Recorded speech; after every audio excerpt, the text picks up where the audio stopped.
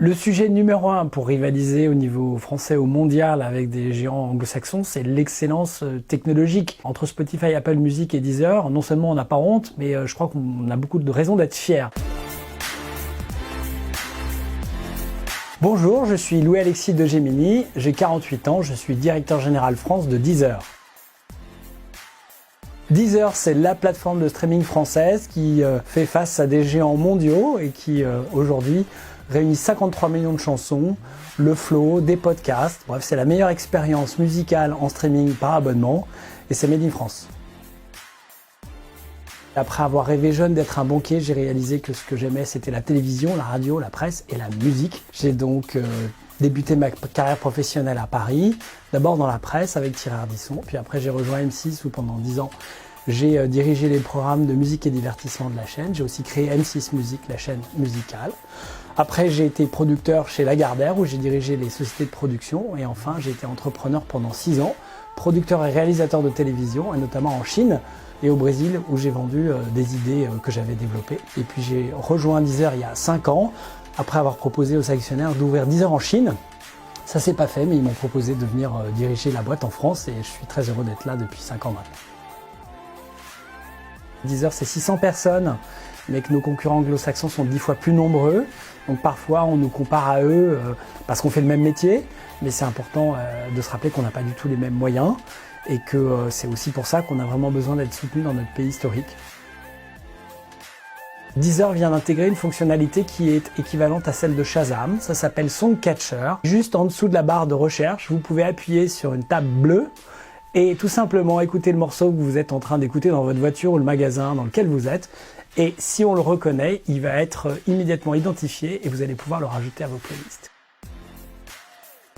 À titre personnel, ma plus grande fierté, c'est d'être un homme de télévision qui a réussi à s'intégrer dans une boîte de technologie. Je dois avouer qu'avec beaucoup d'humilité, j'ai passé mes 2 premières années, les week-ends compris chez Deezer, pour essayer de comprendre vraiment et maîtriser ce qu'on faisait et surtout comment est-ce qu'on vend des abonnements au streaming qui a l'air d'être assez trivial mais qui en fait est une science très complexe. C'est qu'on a fait une tentative de diffuser des matchs de football dans Deezer en Allemagne, en France aussi, il y a 3 ans. Et force est de constater qu'on n'a pas réussi à créer l'envie chez nos utilisateurs de servir de ce service.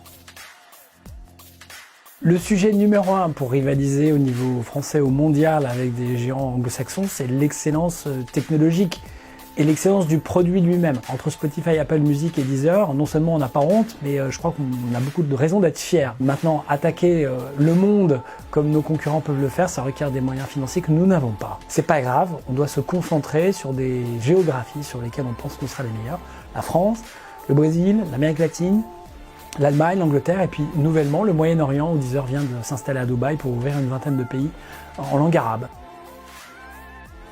Deezer se veut le héros des artistes français. Mon job et celui de mon équipe, c'est d'amener de la bonne musique à tous nos clients, mais en n'oubliant jamais qu'il y a beaucoup de bonne musique en France et donc on essaye de les pousser, de les favoriser, soyons clairs.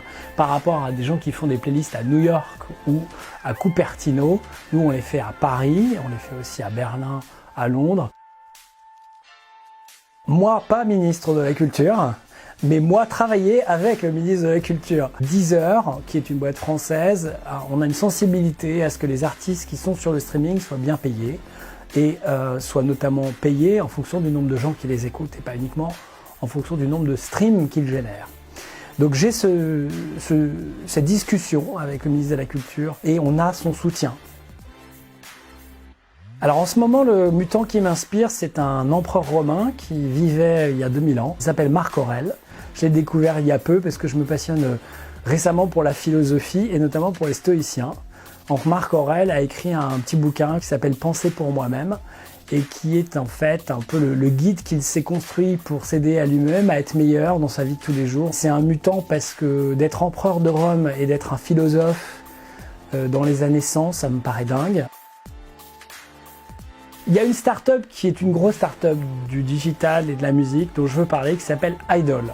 Idol, c'est Pascal Bittard et une soixantaine de personnes qui, il y a 15 ans, ont décidé de créer la distribution numérique de la musique. Ce sont des gens qui accompagnent les artistes, qui les aident aussi à faire leur marketing. Par exemple, c'est eux qui distribuent L'Homme Pâle en partenariat avec l'artiste en direct et son management. Et vu les résultats, ça prouve que ce sont de grands professionnels.